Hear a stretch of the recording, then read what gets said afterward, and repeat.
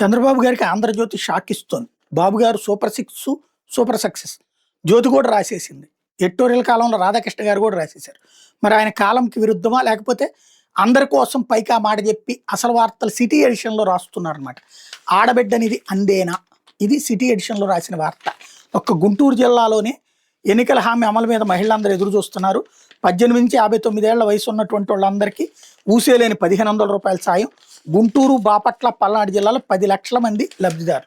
10 లక్షల మందికి నెలకి 1500 రూపాయలు చొప్పున 18 నెలల నుంచి డబ్బులు లేవు, ఇస్తానని చెప్పినటువంటి. ఇవాళ ఎన్నిక అవగానే వెంటనే నెక్స్ట్ నెల పెన్షన్ పెంచేశాం, ఏదైతే వృద్ధులకి ఇచ్చే పెన్షన్ అంతకుముందు 2 నెలల నుంచి కూడా ఇచ్చామన్నది గర్వంగా చెప్తున్నారు. కానీ ఇక్కడ 18 నెలల నుంచి 1500 రూపాయలు చొప్పున ఇవ్వకుండా మోసం చేశారన్నటువంటి విషయాన్ని జిల్లా ఎడిషన్స్లో రాస్తుంది ఆంధ్రజ్యోతి.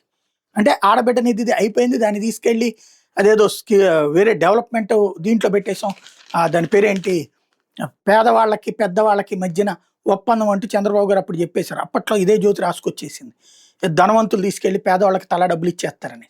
అది పక్క వెళ్ళిపోయింది, ఆ స్కీమ్ ఏమైపోయిందో కూడా తెలియదు. ఇప్పుడు అసలు ఆ ఊసే ఎత్తట్లేదు, ఆ మాట ఎత్తట్లేదు. రెండో పక్కన ఇది ఏదైతే నిరుద్యోగ భృతి కానీ 50 ఏళ్ల పెన్షన్ కానీ అవి కనిపించటం లేదు.